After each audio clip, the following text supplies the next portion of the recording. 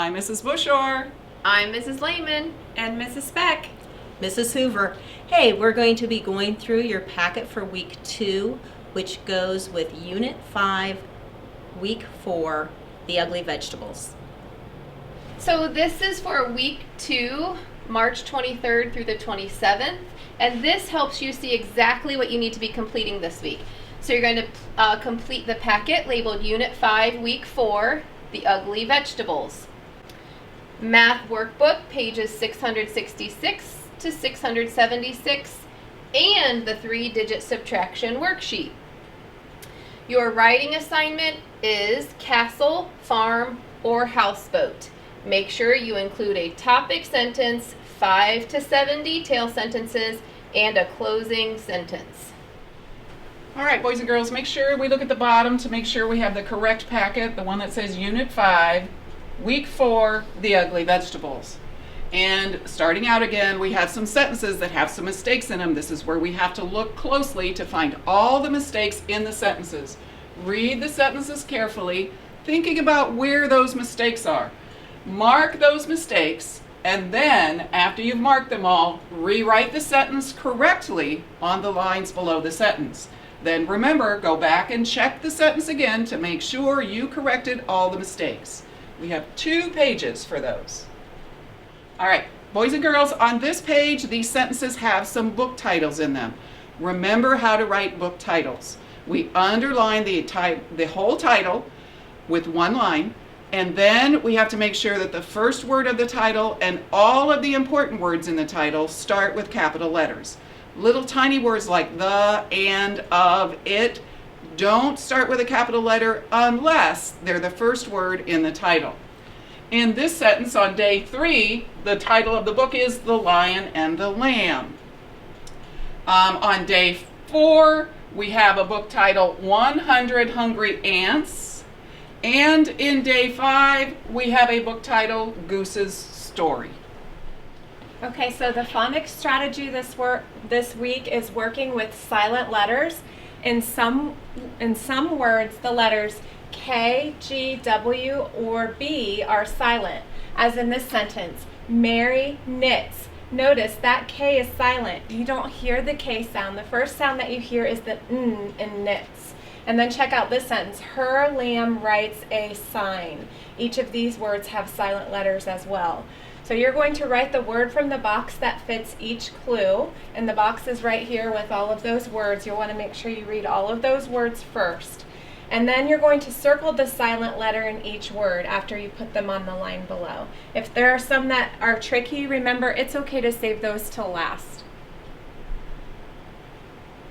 Okay, then this is, we're going to write a word from the box to complete each sentence. So you want to read all of those words at the top and then pick the one that makes the most sense. And at the bottom, we have to write 2 sentences using 2 words of your choice from the box above.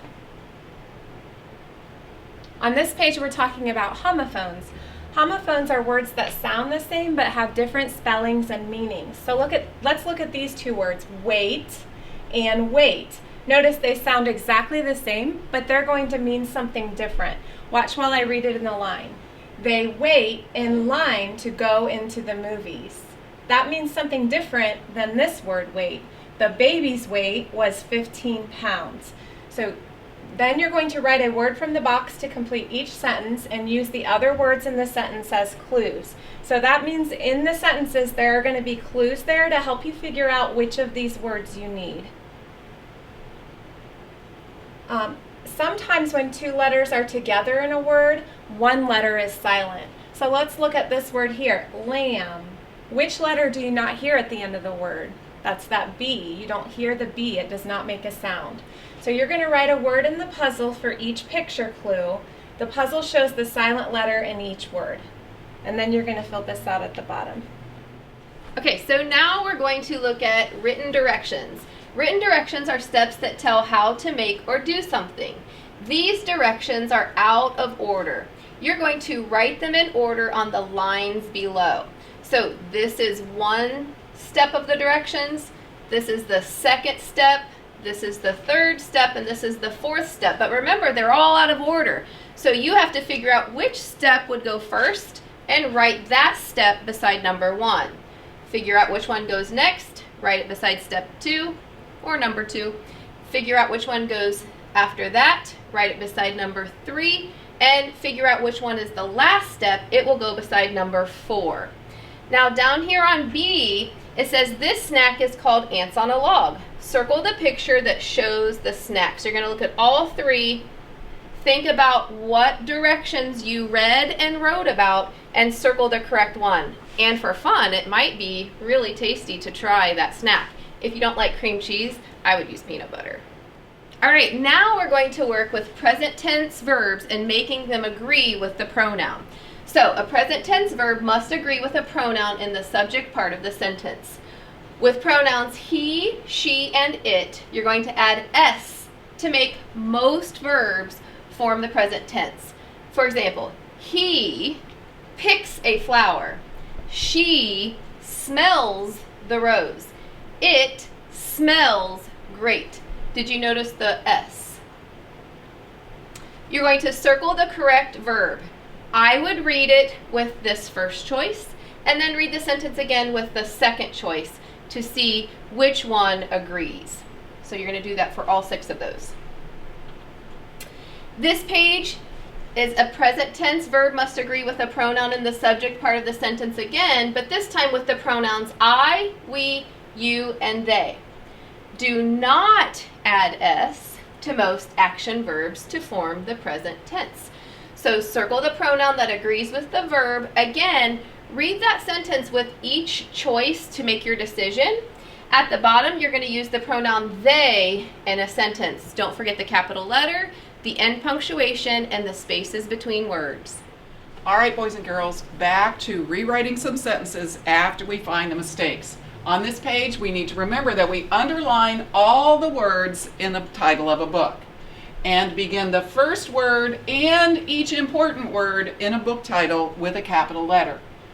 Any unimportant word in a book title, such as a, and, for, of, the, and to, should not begin with a capital letter unless it is the first word in the title.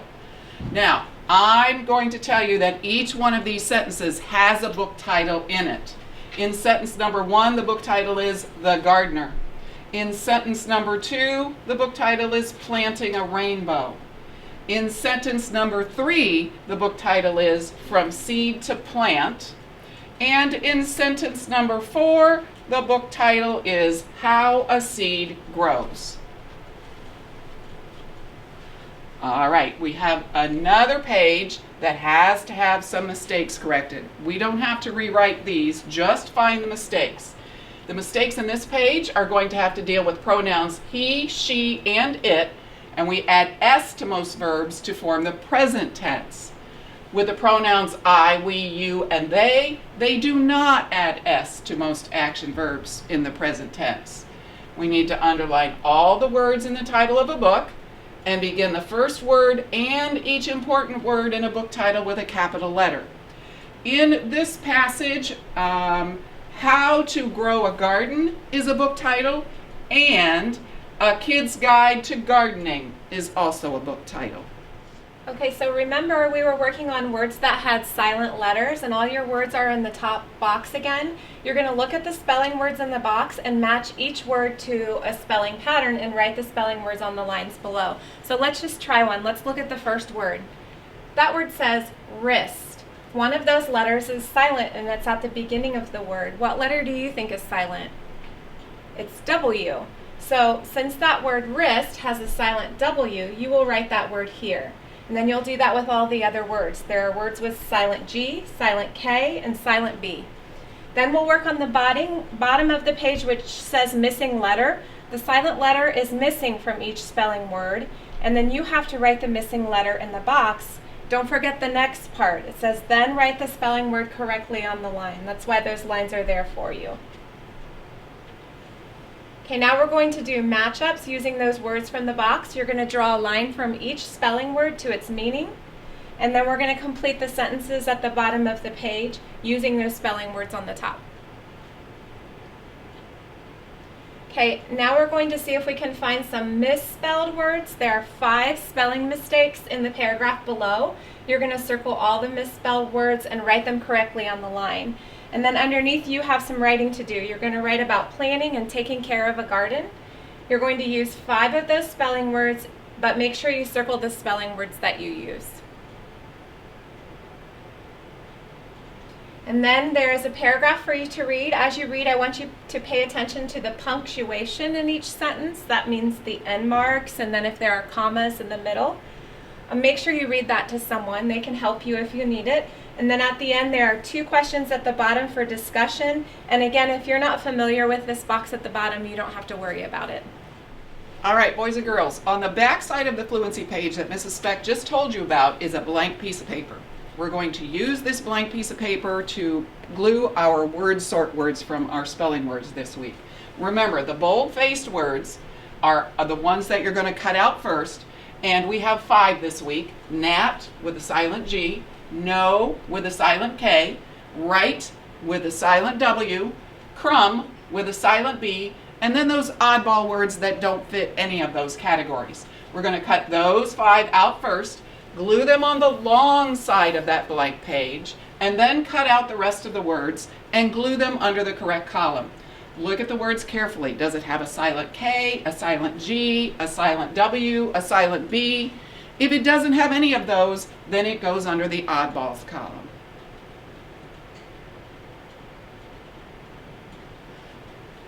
Now we have our vocabulary words. This week we have 6 vocabulary words. Remember, cut out one entire box on the dark gray side and glue it to the dark gray box on the next sheet.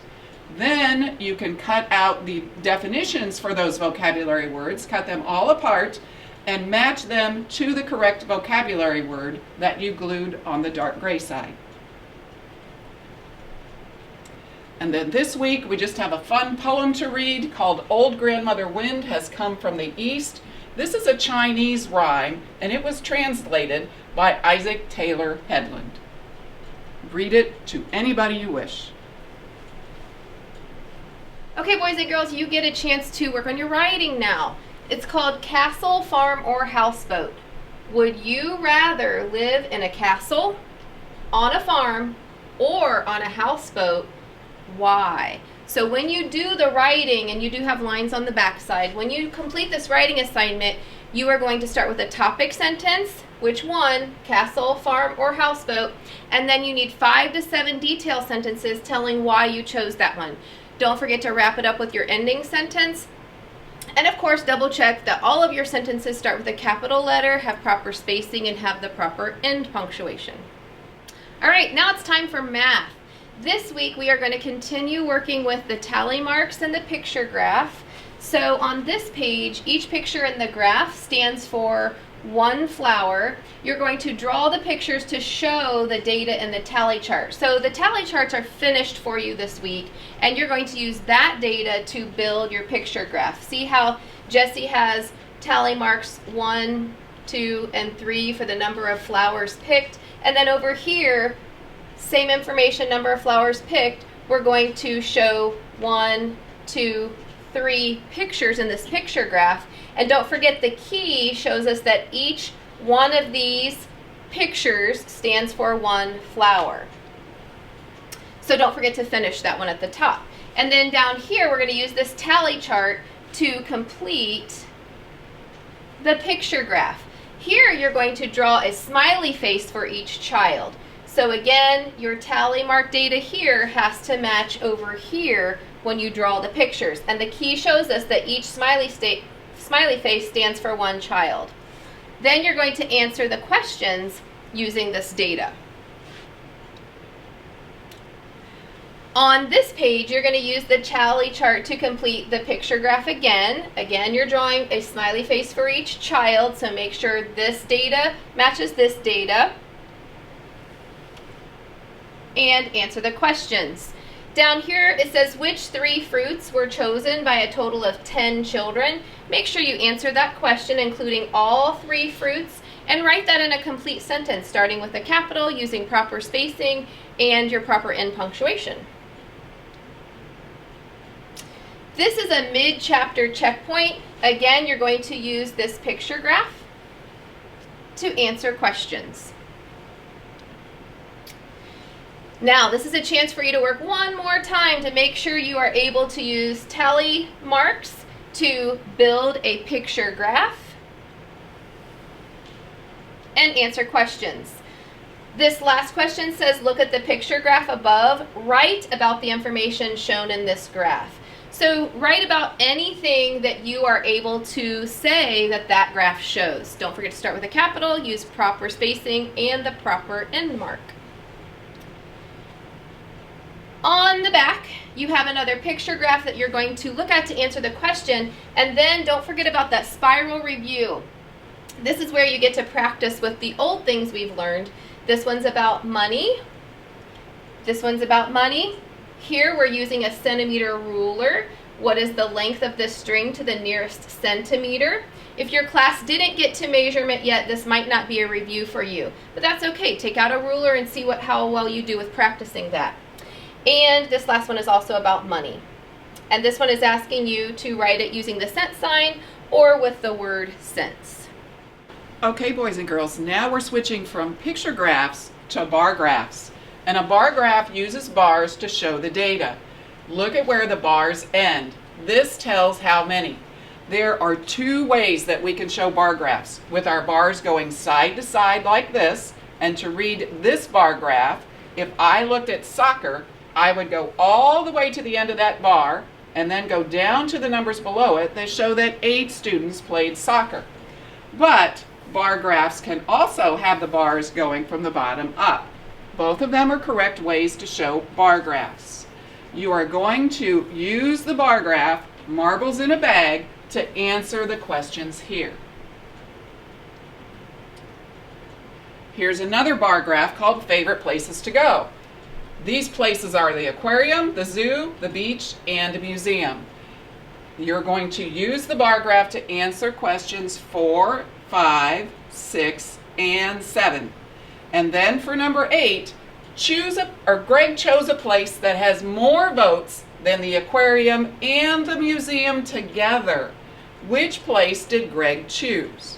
Think carefully on that one. All right, we have more practice with a bar graph. This bar graph is called Trees at the Farm.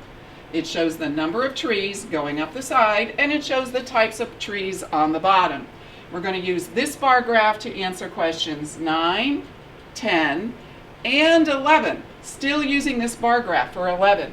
We have to explain. Suppose 7 more trees are brought to the farm. How many trees would be at the farm then? 7 more other than these trees that we already have here.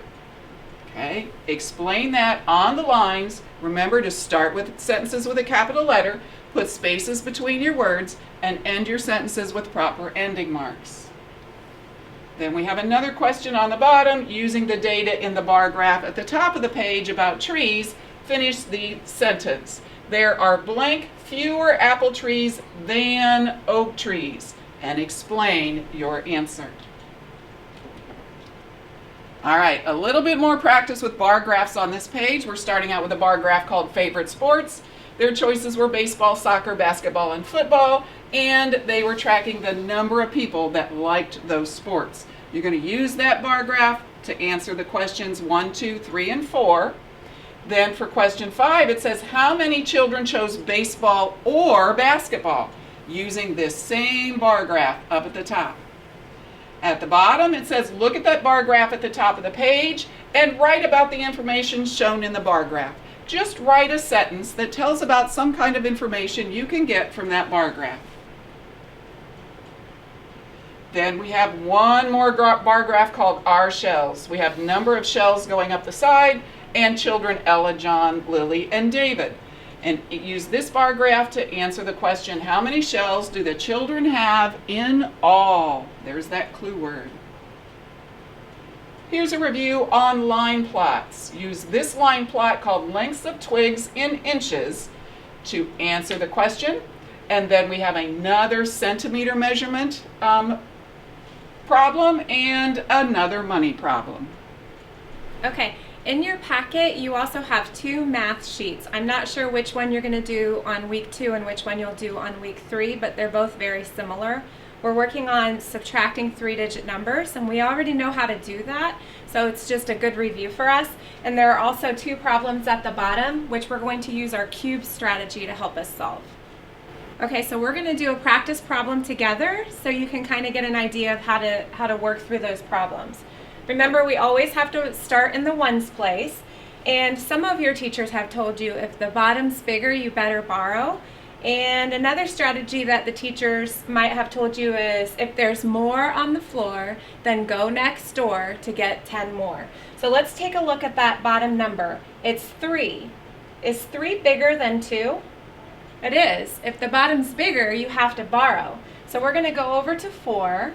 And we're going to borrow from 4. He now has 3, and we'll bring that 10 back here. Now, do I have enough that I can subtract? Is the bottom bigger anymore? No, it's not bigger anymore. So 12 minus 3 is 9.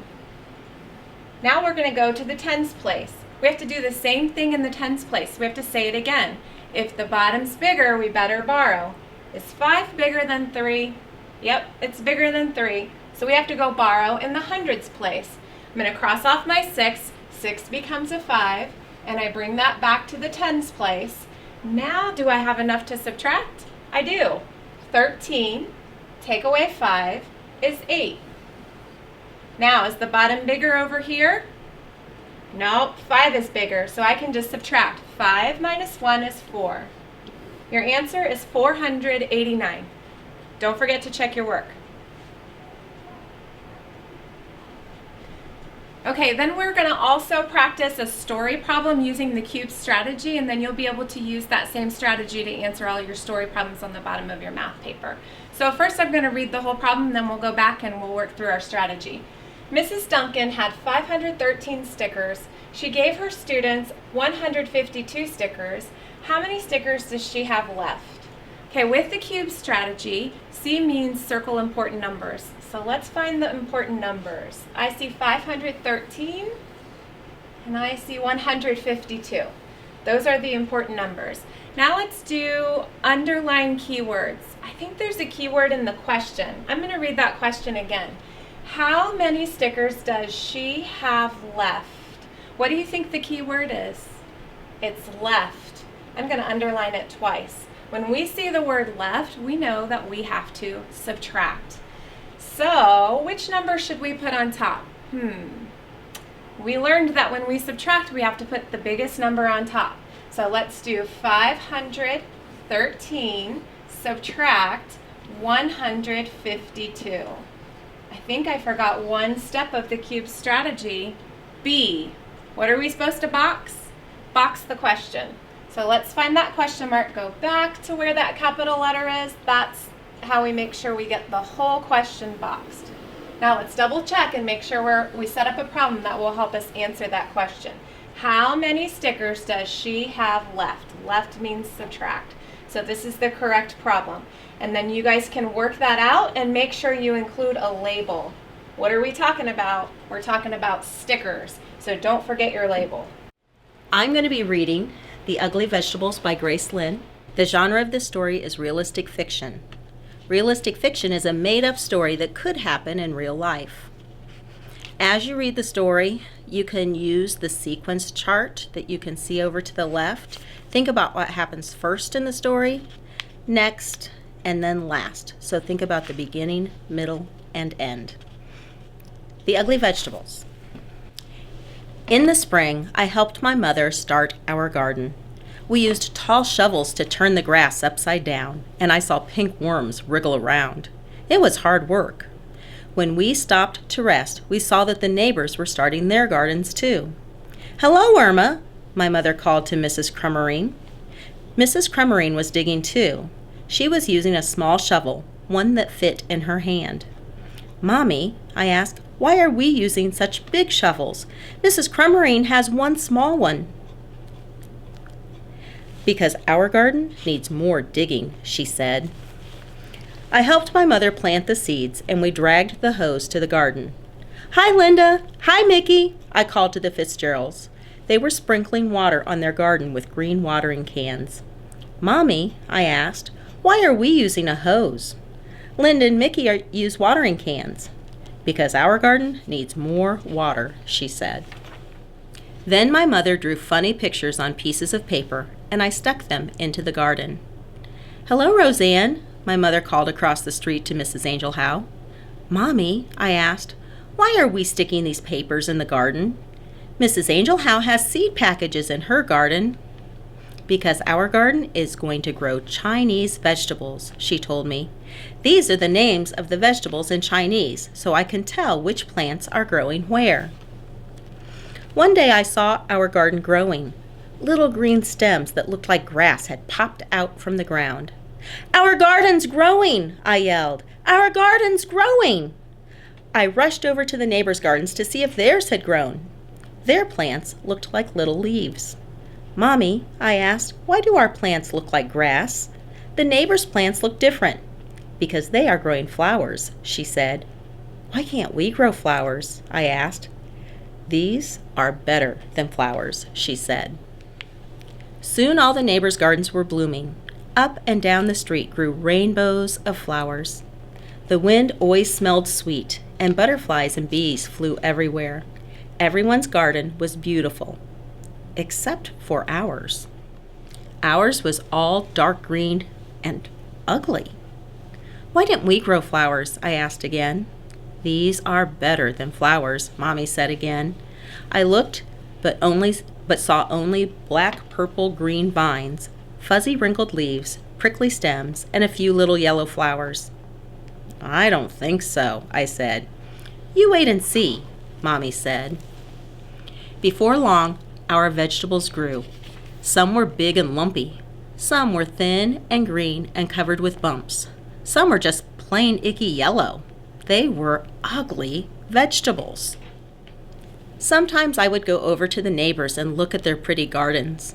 They would show the poppies and peonies and petunias to me, and I would feel sad that our garden wasn't as nice. One day my mother and I picked the vegetables from the garden. We filled a whole wheelbarrow full of them. We wheeled them to the kitchen. My mother washed them and took a big knife and started to chop them. "Ay-yow!" she said when she cut them. She had to use all her muscles. The vegetables were hard and tough. "This is shui wang gao," Mommy said, handing me a bumpy curled vegetable. She pointed at the other vegetables. "This is xian sei. That's torng hao." I went outside to play. While I was playing catch with Mickey, a magical aroma filled the air. I saw the neighbors standing on their porches with their eyes closed, smelling the sky. They took deep breaths of air, like they were trying to eat the smell. The wind carried it up and down the street. Even the bees and the butterflies seemed to smell the scent in the breeze. I smelled it too. It made me hungry, and it was coming from my house. When I followed it to my house, my mother was putting a big bowl of soup on the table. The soup was yellow and red and green and pink. "This is a special soup," Mommy said, and she smiled. She gave me a small bowl full of it, and I tasted it. It was so good. The flavors of the soup seemed to dance in my mouth and laugh all the way down to my stomach. I smiled. "Do you like it?" Mommy asked me. I nodded and held out my bowl for some more. "It's made from our vegetables," she told me. Then the doorbell rang, and we ran to open the door. All our neighbors were standing at the door holding flowers.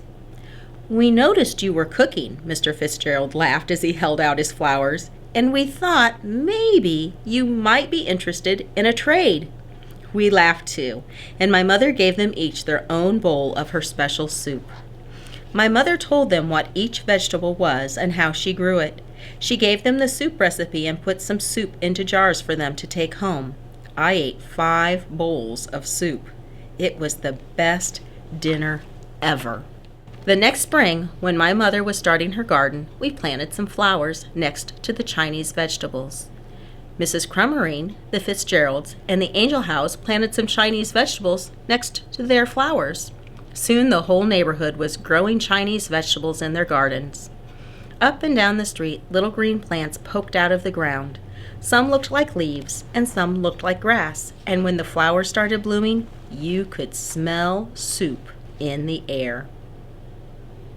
Okay, boys and girls, that wraps up week 2. Thank you so much for all that you're doing. Thank you, parents. Thank you, students. I know this is a little crazy, but we are so happy that you are working with us on this.